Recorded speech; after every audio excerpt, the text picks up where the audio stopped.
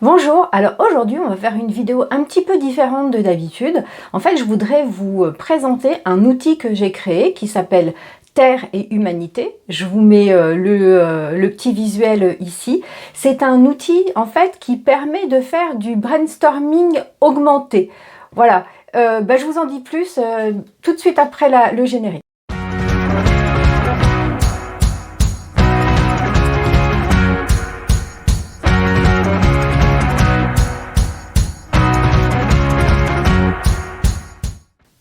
Oui, alors qu'est-ce que c'est que cet outil? Donc en fait c'est un outil qui est constitué de 50 cartes. Alors je vais vous les montrer ici.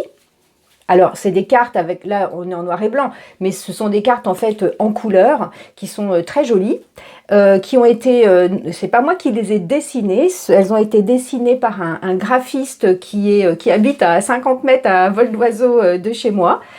Et en fait moi j'ai créé toutes les cartes, c'est-à-dire les intitulés, les avatars, c'est moi qui ai choisi en fait le sujet de chacune des cartes. Et par ailleurs, j'ai écrit, alors là vous voyez pas, puis c'est à l'envers, une fiche par carte qui contient des informations sur soit l'histoire, soit la symbolique de chaque carte, et avec des questions, avec des pistes, etc. Alors, en fait, je voudrais vous expliquer comment ça fonctionne. Parce que brainstorming augmenté, ça veut tout dire et puis ça veut rien dire. Très souvent, quand on est tout seul, même quand on est à plusieurs, et qu'on regarde un problème qu'on a ou qu'on a eu depuis longtemps, finalement, on regarde ce problème avec nos propres filtres de pensée. Et si on le regarde une fois et qu'on ne trouve pas de solution, le fait de le regarder 2 fois, 10 fois, 50 fois, avec nos propres schémas de pensée, ça ne changera rien du tout, puisque on voit le problème à travers nos yeux. Ces petites cartes-là, elles servent de déclencheur. Elles jouent un petit peu le rôle d'autres cerveaux. Voilà, en vous donnant des idées que vous n'auriez pas trouvées spontanément. Et en libérant un petit peu votre créativité. Finalement, elle vous aide à innover, même si vous êtes seul, et même si vous êtes un groupe qui n'a pas vraiment l'habitude d'innover. Mais tout ça, c'est des beaux discours. Je voudrais simplement vous montrer comment ça fonctionne. Quand vous, par exemple, là on peut faire des tirages moi c'est un outil que j'utilise en coaching, mais on peut l'utiliser en groupe. Je l'ai aussi utilisé en groupe, en animation de groupe pour trouver des solutions à des problématiques d'équipe de travail, etc.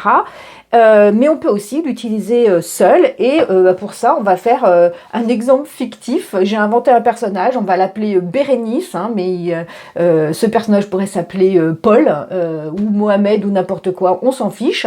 C'est exactement le même principe et on va dire que Bérénice elle a un petit problème.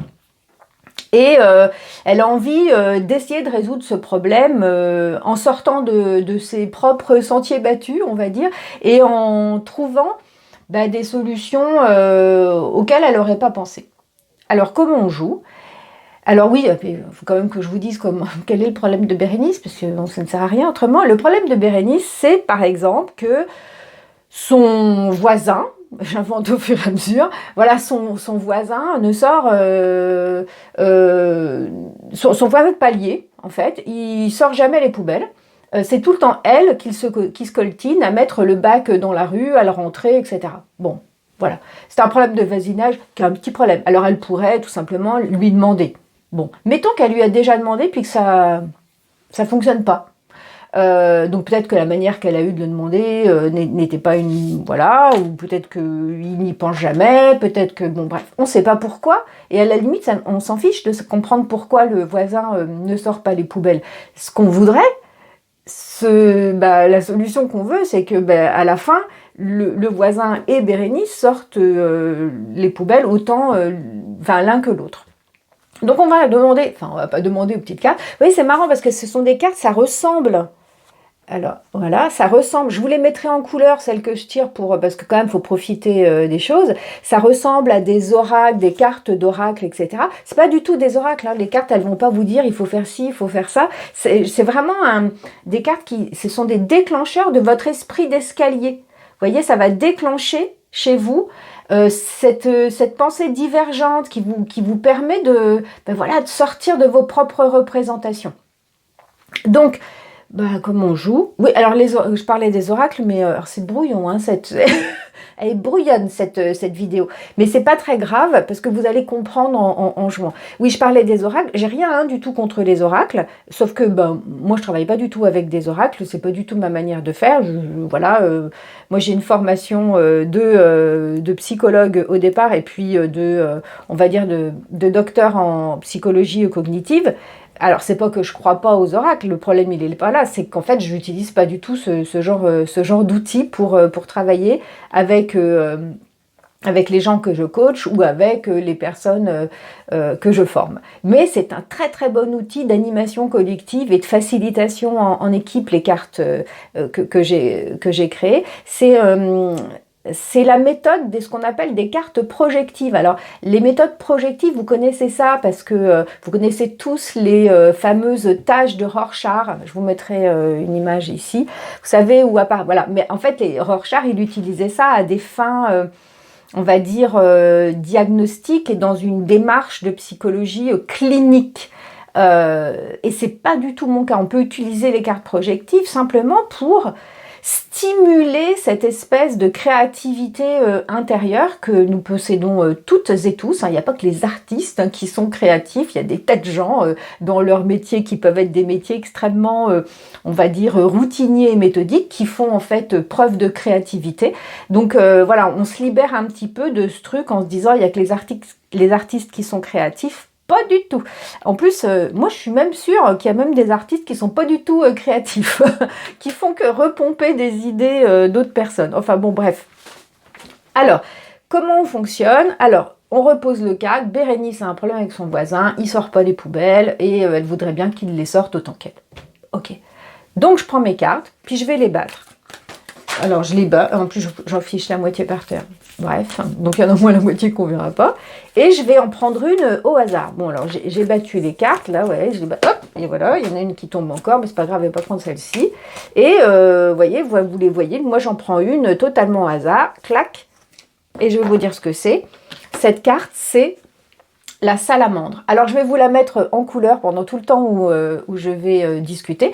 La salamandre, déjà, première phase, à quoi ça me fait penser une salamandre? Alors moi, ça me fait penser à la transformation. Voilà. Parce que les salamandres, elles muent. Donc je note, transformation, mue. Oui, parce qu'on joue à ça, enfin on joue à ça, avec un cahier, un papier et un crayon. Vous voyez, c'est un jeu 100% sans intelligence artificielle et 100% sans écran. Voilà, à part celui que vous êtes en train de regarder en ce moment.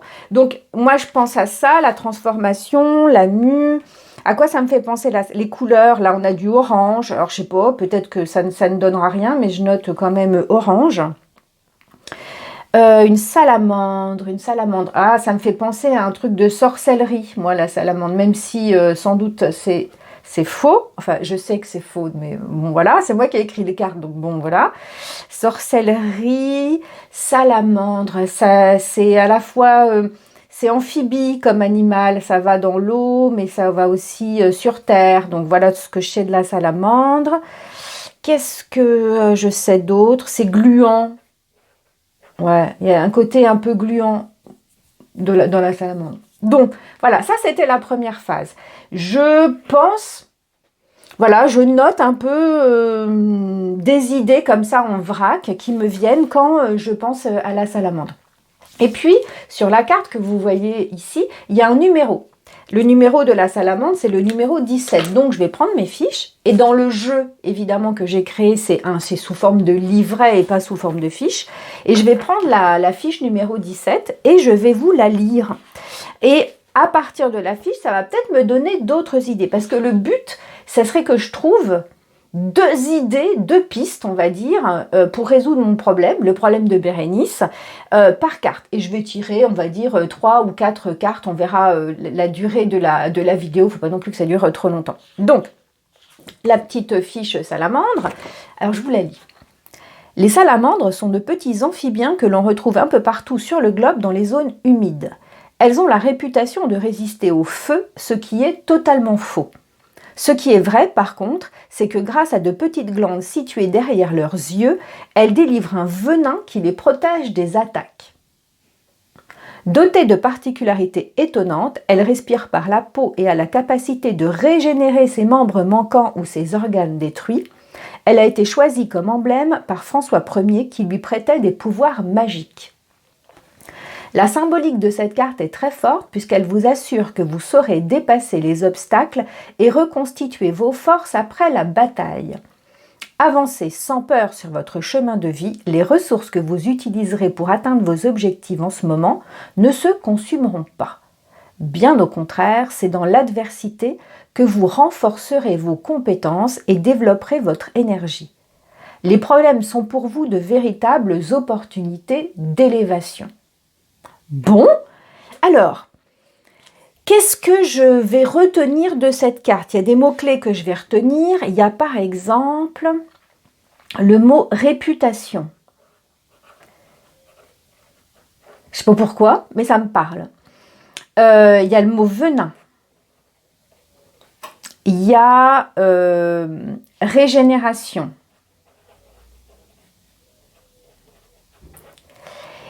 Il y a en fait avancer sans peur.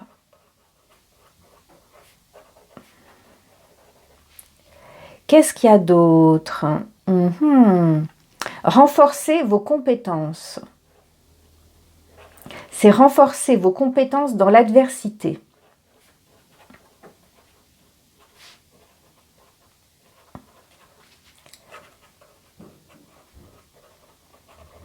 Ok. Voilà, et ça finit par les problèmes sont pour vous de véritables opportunités d'élévation.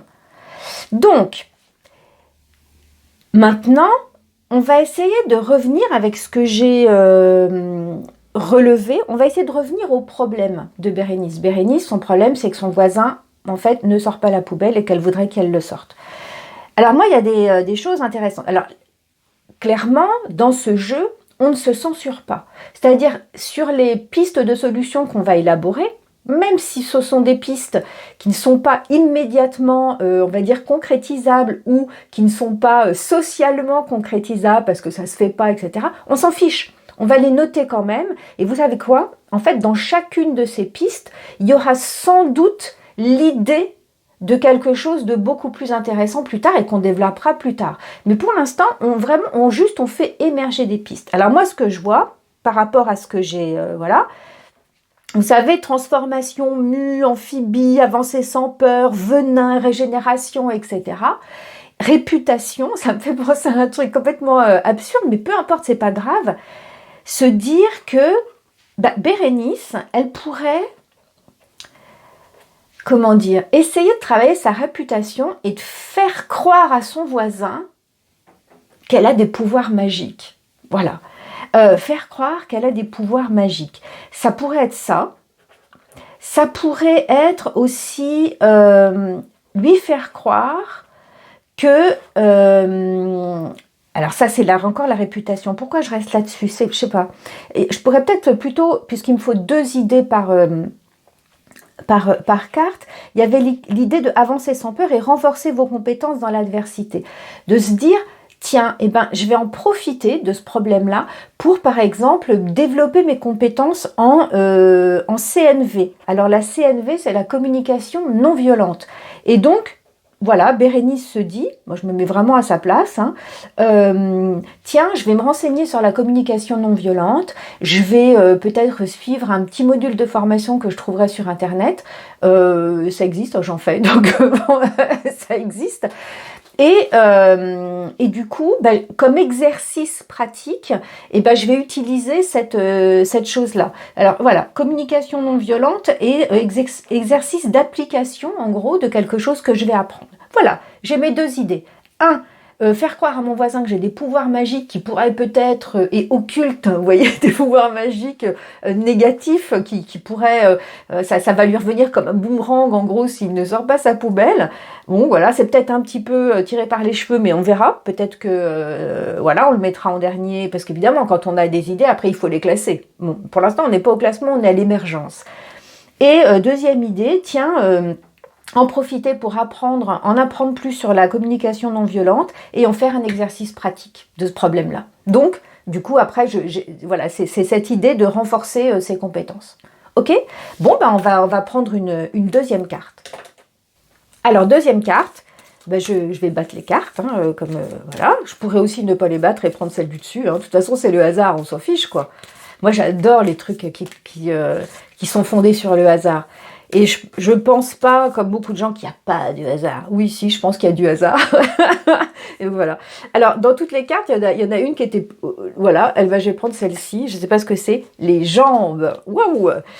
Les jambes. Voilà. Les avatars, il y a plein de choses. Hein, parce que ce jeu, Terre et Humanité, en fait, il y a 7 familles de cartes. Il y a 50 cartes tout au long. Alors, il y a une famille écosystème, une famille... Alors, il faut que je m'en souvienne. Hein, une famille animaux, une famille... qu'est-ce qu'il y a? Il y a les verbes d'action, il y a les constructions humaines, il y a les parties du corps, il y a les plantes, je ne sais plus si je vous ai tout dit, et les couleurs, voilà. Les jambes, alors je vous mettrai la carte en couleur, parce que là évidemment vous ne voyez rien, mais bon c'est pas très grave. Les jambes, waouh, alors à quoi ça me fait penser moi des jambes? Et là on voit sur la carte, là vous le voyez là, vous normalement, que c'est des jambes, bon bah c'est des jambes de femme a priori. Il y a une jambe sur la pointe des pieds, puis une autre. C'est un peu quelqu'un qui danse. Alors moi, je vais marquer la danse, les jambes. Mais les jambes, ça me fait penser à avancer, clairement. Voilà, ça me fait penser vraiment à agir, en fait, les jambes. Ça me fait penser à quoi? Ça me fait penser à la puissance aussi. Pourquoi? C'est puissant, des jambes. Bon, enfin, pas celle de tout le monde. Mais voilà.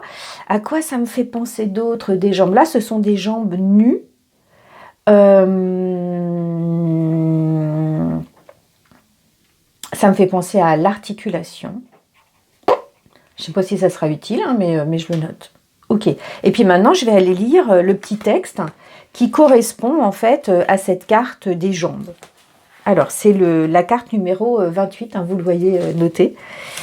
Les jambes, les jambes, les jambes, les jambes, les jambes. Alors, je vous lis. Nos jambes sont nos piliers, les parties de notre corps qui nous permettent de marcher et de courir. Véritables liens avec le sol, elles sont constituées de muscles puissants et d'articulations complexes. Notre espèce est programmée pour la verticalité et le mouvement. C'est pourquoi rester trop longtemps assis et immobile peut gêner notre circulation sanguine et lymphatique. Le message que vous livre cette carte est essentiel. Avancez. Redressez-vous et utilisez ce formidable symbole pour vous dépasser.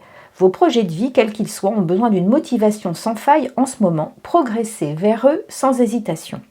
Vous êtes sur le bon chemin à votre place, bien campé sur vos 2 jambes.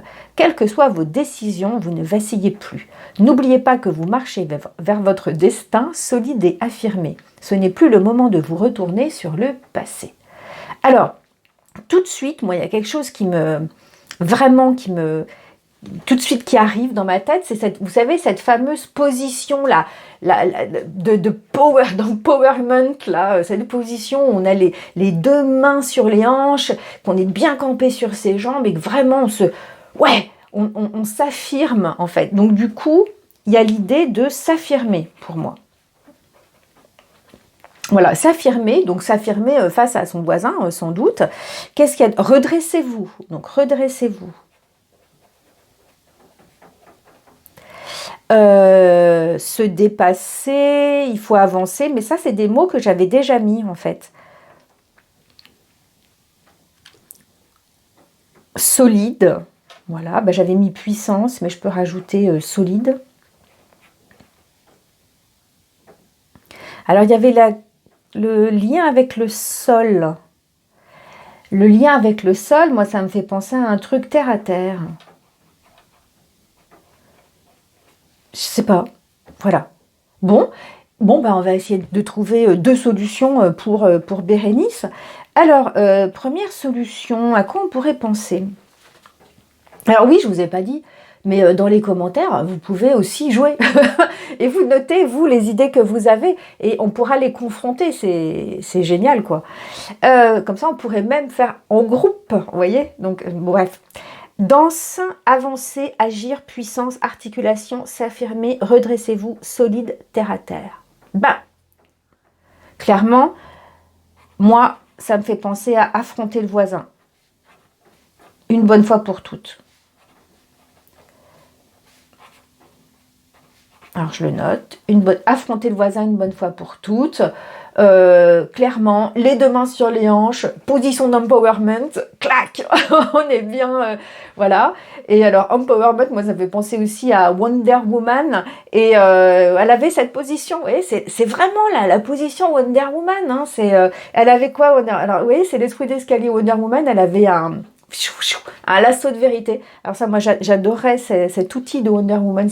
Franchement, si ça pouvait exister, ça serait formidable. Alors le coup de l'avion transparent ne me... bon, ça non. Mais le coup du lasso de vérité, ça franchement, je trouve ça génial, quoi. Moi, je suis assez avide de la vérité. Donc bon, de la sincérité, hein, donc de la vérité, ça me... Affronter le voisin une bonne fois pour toutes, entre quatre yeux.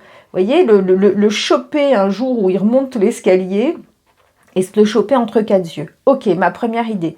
Que Bérénice en soit capable ou pas, on s'en fiche. Ok, on cherche des pistes là. Deuxième piste, danse, avancer, agir. Redressez-vous, solide, terre à terre. J'aimerais bien travailler et trouver une idée avec la danse. Avec la danse. Bon, alors, je vais dire une absurdité. Envoyer une vidéo au voisin ou lui faire une petite... comment? Je suis sur un truc, là. Faire une Corée. La Corée des déchets, la Corée de la poubelle. Alors, soit en faire une vidéo... comment dire, rigolote, vous savez, de type TikTok, les machins comme ça. Alors moi, je dis ça, je vais jamais sur TikTok, je sais pas trop ce que c'est, mais j'imagine qu'il y a des vidéos rigolotes. Et soit en trouver une vidéo rigolote sur les poubelles, en gros, je t'envoie un message, quoi. Soit, en fait, carrément, en créer une, la Corée des poubelles, et... voilà, se filmer à sortir les poubelles en dansant et en chantonnant, etc. Histoire de travailler cette histoire avec le voisin, avec de l'humour. Parce que des fois, voilà, de faire un pas de côté et d'utiliser l'humour, ça marche bien. Et même si... le message...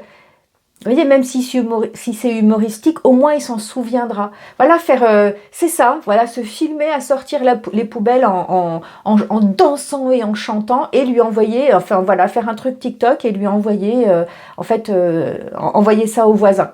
Voilà, bon, j'ai mes deux idées. J'ai pas dit que c'était des bonnes idées, hein. En tout cas, j'en ai deux. Je vais encore tirer une autre carte, puisque, bon, voilà, hein, pour l'instant, on a 4 idées. Bon, au début, on n'en avait pas. Enfin, au début, on n'avait que mettre un mot dans la cage d'escalier. Vous voyez, c'est souvent ce que les gens y font. Ils mettent faudrait sortir les poubelles. Bon, ça ne marche pas. Donc, bon, voilà. Autre idée. Donc, je suis en train de mettre les cartes, ce qui ne sert à rien. Voilà, on va en prendre une au hasard. Tac, et moi, je vais prendre, je sais pas, allez, celle-là. Et celle-là, c'est, alors je vous la montre comme ça, mais je vais vous la mettre en couleur et à l'endroit. C'est les grandes murailles de Chine. Waouh! Alors, c'est une carte très très puissante. En plus, je sais ce qu'il y a sur la carte et ça me fait peur de vous la lire. Enfin bon, bref. Pour l'instant, à quoi ça me fait penser? Ça me fait penser des murailles, à des barrières, à des limites. Ça me fait penser à des frontières. Et une muraille au côté infranchissable, au côté se défendre.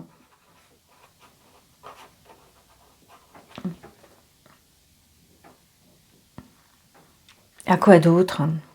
Il y a des guérites. Donc les guérites, sur l'image, hein, il y a des guérites. Et du coup, les guérites, c'est surveiller. Ça me fait penser à surveiller. Surveiller, scruter. Vous voyez, dans le sens de scruter, quoi, de la vigie, quoi. Donc je marque vigie. Bon, bah, je vais vous lire la carte. Comme vous le voyez ici, c'est la numéro 43. Alors, la carte 43. Oui, parce que je vous l'ai dit, dans les familles, il y a les constructions humaines. Et donc, dans les constructions humaines, il y a les grandes murailles de Chine. Alors, je vais vous la lire. Elle n'est pas gaie. Alors, édifiées à partir du IIIe siècle avant Jésus-Christ, les grandes murailles de Chine forment l'ensemble de constructions humaines le plus imposant jamais créé. Tout au long de l'histoire, elles sont les marqueurs des frontières en constante évolution que les différentes dynasties ont érigées avec les pays limitrophes. C'est pour ça qu'il y en a plusieurs. Ces murs sont le fruit du travail et de l'exploitation cruelle de milliers de personnes réquisitionnées par les différents seigneurs pour imposer leurs limites. Cette performance ne peut donc pas être pensée en dehors du sacrifice humain qui a dû être consenti. Cette carte vous propose de réfléchir au prix que vous payez pour vivre votre vie actuelle. Les efforts que vous faites... Oh là là! Les efforts que vous faites valent-ils vraiment les résultats que vous obtenez? La force brute et l'avancée coûte que coûte, au détriment parfois de votre santé, n'est pas la bonne solution en ce moment. Vos projets ne sont-ils pas trop ambitieux et n'entraînent-ils pas des sacrifices trop importants? Que mettez-vous dans la balance pour obtenir ce que vous voulez? Votre temps, cette réserve limitée si précieuse, votre énergie, votre argent, votre stock de compassion et d'amour sont-ils bien employés en ce moment? Bon. Alors, il y a quelque chose, il y a le côté sacrifice. Vous voyez, parce que finalement, quand le voisin, il sort pas les poubelles, c'est vous qui le faites. Donc en fait, en gros, vous travaillez, vous êtes exploité par le voisin. Alors je vais mettre exploité par le voisin pour Bérénice. Qu'est-ce qu'il y a d'autre? Les efforts. Le côté de faire des efforts. Est-ce que, voilà, c'est les efforts que vous faites valent-ils vraiment les résultats que vous obtenez? La force brute. Est-ce que les projets ne sont pas trop ambitieux? Non. Hein. Là, clairement non. Le fait de vouloir que le voisin sorte ses poubelles, ce n'est pas un projet extrêmement ambitieux. Mais si ça travaille trop Bérénice, ça peut peut-être l'épuiser, en fait. Et peut-être que, du coup, vous aurez peut-être mieux continuer de faire... Ouais, ça c'est une solution. Lâchez l'affaire. Voilà. Et continuer de sortir les poubelles. Allez, c'est une des solutions. Je répète, hein, j'ai pas dit que c'était des bonnes solutions. Lâcher l'affaire et continuer comme avant. C'est-à-dire le statu quo, il n'y a rien qui va changer. Voilà. Ok. Et dans la deuxième, on va trouver une deuxième piste. Il y avait le côté se sacrifier, se sentir exploité par le voisin, mais il y avait aussi le côté guérite, surveiller. Alors, moi, j'ai une idée, puis barrière limite. J'ai plusieurs idées là. En fait, je me dis que on pourrait imaginer un truc drôle, c'est que Bérénice, en fait, elle ne sort plus du tout les poubelles du voisin. C'est-à-dire que elle s'occupe de ses propres poubelles dans des sacs, voilà, s'occuper de ses poubelles, où elle se procure un contenant à elle qu'elle met dans son appartement, voilà, une grande poubelle par exemple, bon, si elle a un grand appartement.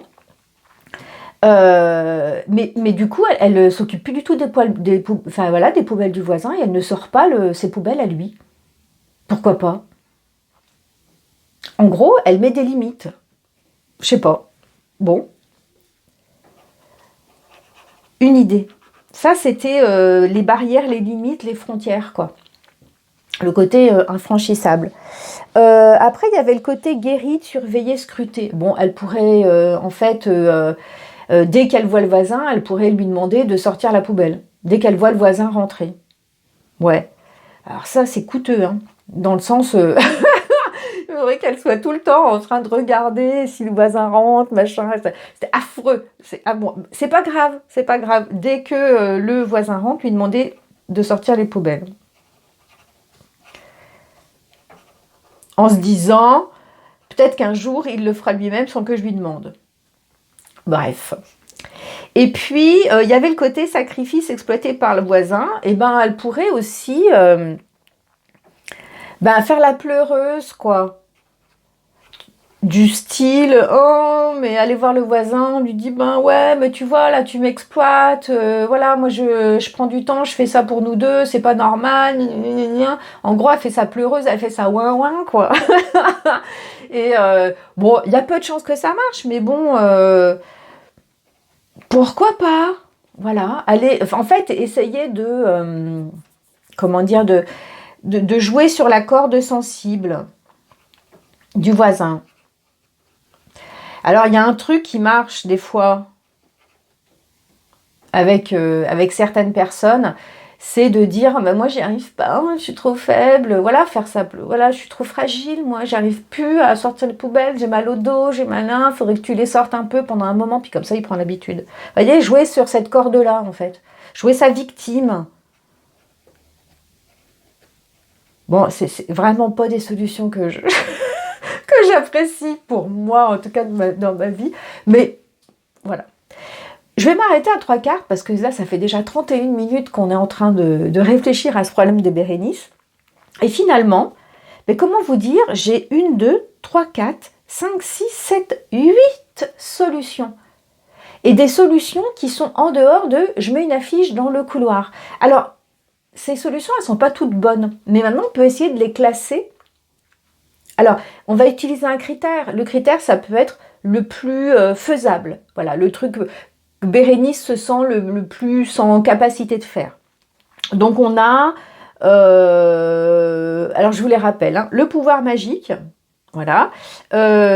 Utiliser de la communication non violente. Affronter le voisin une bonne fois pour toutes en mode... les yeux dans les yeux, en mode guerrier, quoi, voilà.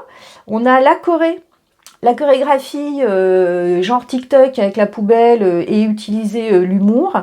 On a lâché l'affaire et continuer comme ça. Donc en gros, le statu quo et rien ne change. On a s'occuper de ses poubelles à elle. En gros, elle met des limites entre ses poubelles et celles de son voisin. Et puis chacun sa... vous voyez ce que je veux dire. Faire la vigie et en fait surveiller le voisin et dès qu'il rentre, lui dire « ouais, faut que tu sortes les poubelles ».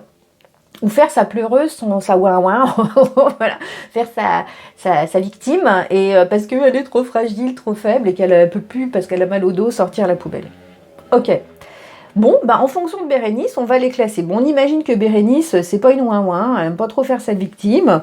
Bon, le truc le plus réalisable, facile, etc., c'est la 1. C'est pas la 1, c'est ce qu'on va mettre en numéro 1, c'est la communication non violente, mettons. Voilà, c'est pas très compliqué à mettre en place. Puis en plus, c'est bien parce que ça lui permet de, en plus de développer ses compétences relationnelles. Donc c'est vraiment pas mal la communication non violente. Après, moi je me dis, un truc qui pourrait être vraiment rigolo, c'est le truc de la chorégraphie de la poubelle. Après, ça dépend de des rapports que vous avez avec votre voisin, mais j'allais dire, au pire, vous en rigolez. Et c'est pas mal. Et puis, ça dédramatise un petit peu la chose. Moi, je trouve ça chouette. Donc ça, je mettrais ça en 2, faire la choré. Parce que, vous voyez, une fois qu'on a classé, on essaye la 1. Si ça fonctionne pas, après, on essaye la 2. Puis, si ça fonctionne pas, après, on essaye la 3. Vous voyez. Et à un moment donné, voilà, il y en a peut-être qu'on va pas essayer, hein, parce que elles sont pas vraiment... voilà. En 3... En gros, si ça marche toujours pas, on peut, je sais pas, moi je dirais, aller s'occuper de ses poubelles à elle et plus du tout de s'occuper de ses poubelles à lui, en fait. Comme ça, il pourrait peut-être éventuellement prendre conscience qu'avant, les poubelles ne sortaient pas comme par magie dans la rue. Il y avait quelqu'un qui le faisait et que c'était elle. Donc, voilà. Après... Moi, j'avoue que les solutions d'après me satisfont pas tellement. on a le pouvoir magique, faire croire qu'on a un pouvoir magique, que voilà, ouais.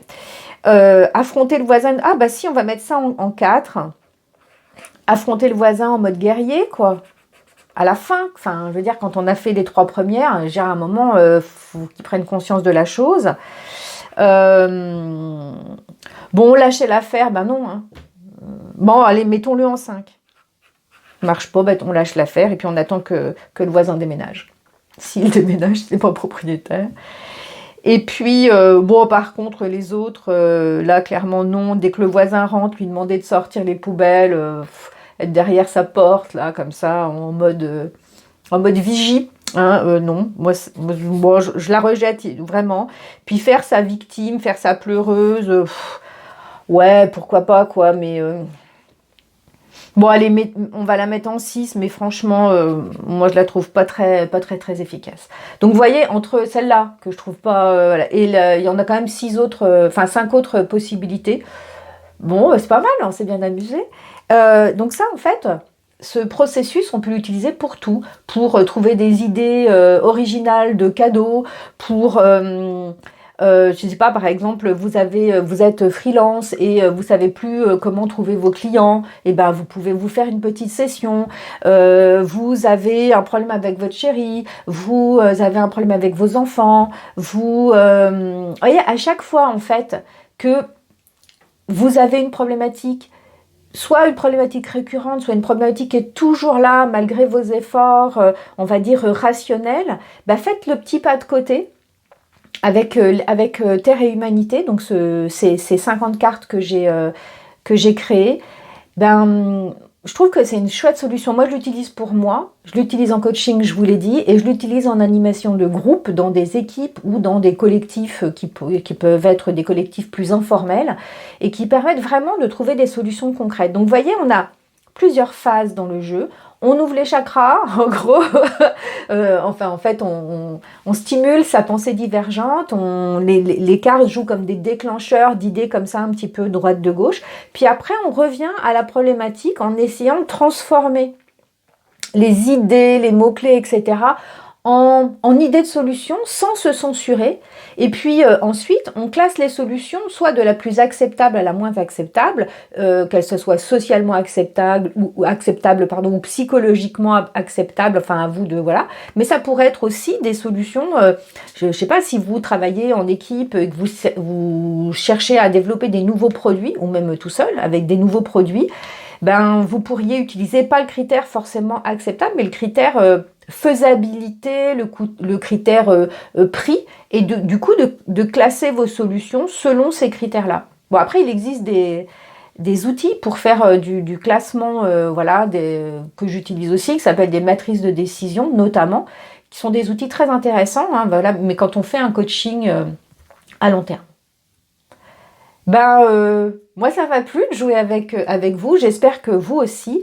Et qu'est-ce que je voulais vous dire? Ah ouais, plein de choses intéressantes. En fait, dans la description, vous trouverez un lien pour télécharger gratuitement un livre blanc que j'ai écrit et qui porte sur le fonctionnement des cartes projectives, où je donne des exemples d'utilisation, enfin vraiment un protocole d'utilisation des cartes projectives en brainstorming en équipe, en coaching, ou en solo, comme ce qu'on vient de faire aujourd'hui. Donc là, ce livre, il y a à peu près 40 ou 50 pages, je sais pas, et il est vraiment gratuit, donc n'hésitez pas à le télécharger. Et puis aussi, vous pouvez participer à la campagne Ulule, qui consiste à financer la commercialisation de ce jeu. Donc toutes les infos sont sur la campagne Ulule. Inscrivez-vous si elle n'est pas encore ouverte au moment où vous allez regarder la vidéo. Elle ouvre le 12 février 2024, la campagne. Et donc vous pourrez acheter un jeu avec le livret, un petit pochon, puis peut-être même une séance de coaching avec, évidemment, à des prix qui ne seront pas le prix public lorsque le jeu sera commercialisé. Parce que le jeu, il est créé. J'en ai imprimé celui que j'ai utilisé, je l'ai imprimé, on va dire, en format spécimen, mais évidemment, moi, ce que je voudrais, c'est le commercialiser et puis le diffuser autour de moi. Donc, vous pouvez en acheter un pour votre usage, un usage familial, personnel ou un usage professionnel. Hein, voilà, on peut le faire dans... Je ferai peut-être une autre vidéo sur un usage plus professionnel. Et puis, voilà, il y a un petit pochon avec, si ça vous intéresse, et des coachings, enfin bon, il y a plein de choses. Tout est expliqué dans la campagne Ulule, et vous trouverez le lien dans la description. Voilà, moi je me suis amusée, j'espère que vous aussi. Moi je vous dis à très bientôt. Salut!